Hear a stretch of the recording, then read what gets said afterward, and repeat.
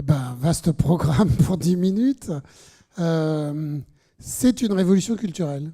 Le terme peut paraître galvaudé ou excessif, mais c'est une révolution culturelle. Et de ce point de vue-là, je trouve que j'ai la chance, en étant DGS de cette région, de vivre cette expérience formidable, parce que c'est une expérience de transformation de l'administration au service d'une nouvelle manière de concevoir et de mettre en œuvre des politiques publiques. À la fois globalisante, puisque ça couvre tous les champs de compétences et d'intervention de la région, et globalisante parce qu'il n'y a pas un service de la région qui ne doit pas se sentir concerné par la transformation écologique et sociale de la région. Mais quand on a dit ça, bon, c'est formidable, mais c'est pas simple. Parce que ça va à l'encontre de toutes les traditions administratives de fonctionnement des grandes collectivités comme la nôtre. Et par conséquent, réussir ce pari, il faut l'ancrer dans la durée, c'est extrêmement important. C'est pour ça que je pense que ces assises sont tout à fait essentielles et qu'une évaluation, d'ailleurs qui a été lancée en 2013, est tout à fait essentielle pour pouvoir mesurer les acquis, mais aussi mesurer les difficultés et corriger les imperfections pour justement être certain que tous les acquis qu'on peut constater aujourd'hui perdureront dans le temps. Pourquoi est-ce que c'est difficile ?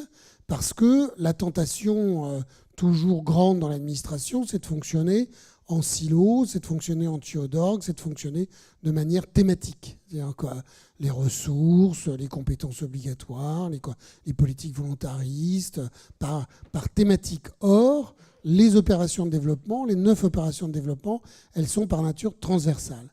Et croiser l'horizontalité et la verticalité, ça peut paraître une bonne idée, c'est une bonne idée, mais ce n'est pas quelque chose de simple. Et pour que ça marche, eh bien, il faut réussir une espèce d'alchimie que Jean-François Caron a réussi par sa volonté, par son dynamisme, par sa capacité à transcender les clivages administratifs classiques, c'est-à-dire en obligeant à décloisonner. Donc, en faisant travailler le politique et l'administratif d'une autre manière, dans un nouveau partenariat, c'est-à-dire non pas les administratifs d'un côté, les politiques de l'autre, les administratifs ne s'occupent pas de politique, les politiques ne s'occupent pas d'administratifs.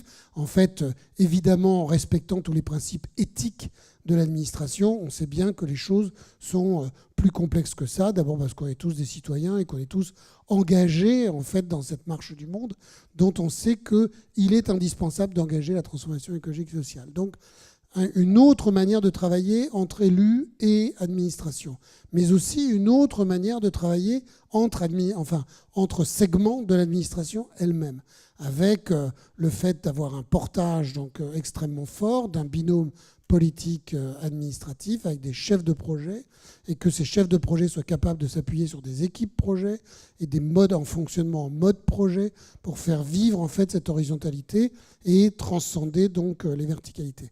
Et ce qui est compliqué, c'est que en plus, je veux dire, on a voulu, le Jean-François Caron, le président, toute l'équipe de l'exécutif ont voulu engager parce qu'ils étaient convaincus politiquement que c'était indispensable pour la planète et pour notre région.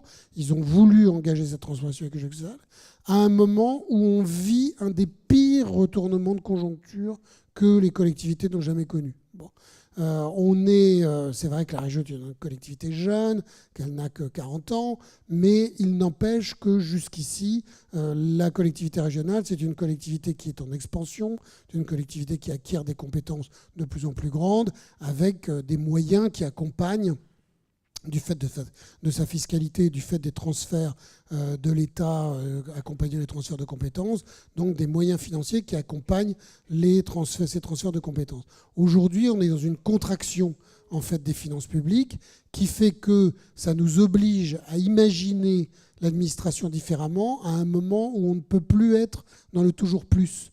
La facilité, c'est le toujours plus. Et effectivement, mettre en œuvre un mode projet en disant il n'y a pas de problème, je vous mets des collaborateurs supplémentaires, je vous accorde une assistance et maîtrise d'ouvrage qui permettra d'éclairer certains enjeux et d'apporter certaines compétences que nous n'avons pas en interne. Aujourd'hui, on ne peut plus faire comme ça. Donc il faut être imaginatif, créatif, inventif et il faut travailler sur la mutualisation des compétences. Et ça, c'est aussi une révolution culturelle. Ça n'est pas simple. Les résistances sont grandes parce que, d'abord, on n'a pas été habitué à ça, et ensuite parce que ça oblige en fait à des engagements auxquels on n'était pas non plus habitué. Donc oui, ça peut aussi, le fait que nous soyons engagés dans cette démarche, peut aussi initier en fait une transformation de l'administration qui peut nous préparer dans les meilleures conditions aux évolutions qui sont à attendre de la réforme territoriale d'une part et de la troisième révolution industrielle d'autre part.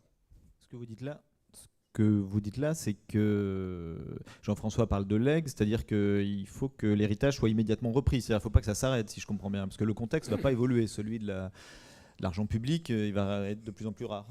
Je pense que oui, compte tenu en fait de l'état des finances publiques dans notre pays, c'est une période longue que nous allons vivre en fait de contraction des finances publiques. Donc dans ce contexte-là, alors on verra parce que le cadre d'exercice des compétences de la région peut évoluer. On peut aller vers la perte de la clause de compétence générale, on peut aller vers des compétences exclusives, on peut aller donc le périmètre peut évoluer. Il faudra qu'on s'adapte à l'évolution de ce périmètre, puisque le périmètre est fixé par la loi. Mais on peut imaginer aussi que dans une région, et on voit bien que les réflexions sont en cours dans d'autres parties d'autres secteurs de France, que dans une région à 2 départements, sachant qu'on a aussi des départements qui sont dans une démarche de mutualisation 59-62, on ait un travail avec les 2 départements et que ça permette justement aussi, dans le cadre de l'évolution des compétences, de faire que là où les départements agissent et pourraient agir au service de la transformation écologique et sociale, eh bien, il y a une coordination entre l'action régionale et l'action départementale. Ce qui se fait déjà, puisque le partenariat, j'ai parlé de la problématique du partenariat interne, mais il faut parler aussi du partenariat externe, c'est-à-dire que la TESR ne peut fonctionner que dans le cadre d'un partenariat élargi à géométrie variable en fonction de la nature en fait des opérations de développement, mais qui s'appuie par exemple quand je suis sur l'eau dans l'Audomarois, il est évident qu'on ne peut pas imaginer travailler sans les collectivités locales, sans les EPCI, sans les parcs naturels, sans les sages, sans tous les partenaires qui traitent en fait de cette problématique sur le territoire. Et sur les difficultés, il y en a dans les partenaires autour de la table, vous n'avez pas cité l'État. Est-ce que travailler avec l'État, qui historiquement en France est celui qui pense, et qu'en gros la région est en train de récupérer localement cette vision stratégique, est-ce que du coup, comment ça se passe ? Il me semble que sur certaines opérations de développement que j'ai suivies, ça va pas de... Enfin, il y a une espèce de jeu de chasse gardée. Ça, c'est moi qui fais. La région n'a pas à venir mettre ses pieds dans cette histoire-là. Je ne sais pas si c'est aussi tranché que ça. Moi, je suis journaliste, vous savez, je dis pas...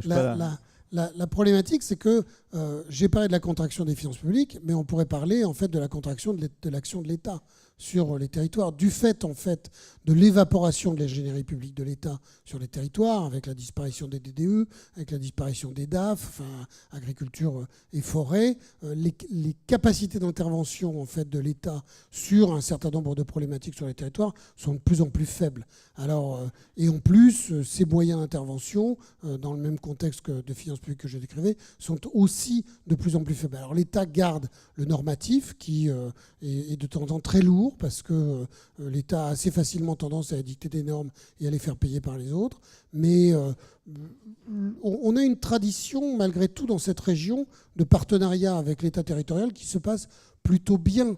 Et je pense qu'aujourd'hui, alors est-ce que c'est parce que je suis au sein d'une collectivité ? Les collectivités sont mûres pour penser par elles-mêmes et pour mettre en œuvre des politiques publiques par elles-mêmes sans avoir obligatoirement besoin de se référer à l'action de l'État dans la mesure où elles agissent dans le cadre des lois et règlements.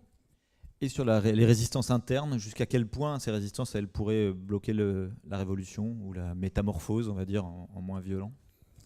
Ça demande beaucoup de pédagogie, parce qu'il faut accompagner l'ensemble des agents publics dans cette démarche pour qu'ils la comprennent, ils l'intègrent et qu'ils acceptent d'en devenir des acteurs.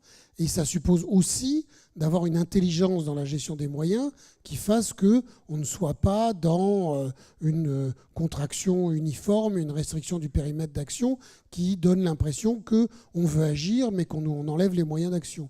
Donc être aussi en capacité d'adapter par le biais de la mutualisation, par le biais de moyens supplémentaires, parce qu'à l'intérieur d'enveloppes constantes, on peut répartir les moyens de manière différente, de telle sorte qu'on ne laisse pas les agents seuls face à des questions et devant un mur. Ça, c'est la pire des choses. Donc il faut qu'ils puissent s'exprimer, il faut qu'ils puissent dire quelles sont les difficultés qu'ils rencontrent, et il faut qu'on les accompagne dans la manière de résoudre ces difficultés quand elles reposent sur des problématiques soit intellectuelles, soit matérielles.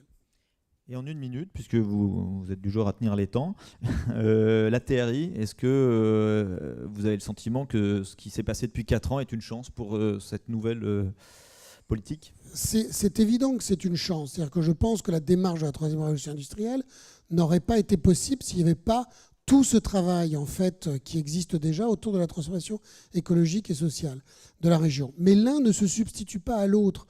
C'est pas la théorie et le fruit et le continuum en fait de la TESR. La TESR est une démarche globale. Bon, et la TRI, c'est un moyen en fait de faire avancer un certain nombre d'objectifs au service de la transition énergétique. Donc oui, c'est évident que le fait qu'on ait maintenant cet acquis de la TESR qu'il faut conforter, et c'est une démarche en fait quotidienne, permet en fait de nous engager de la meilleure manière dans la démarche de la 3e révolution industrielle. Et la manière dont l'administration est aujourd'hui organisée nous permettra de pouvoir poursuivre de la manière la plus efficace les objectifs de la TRI.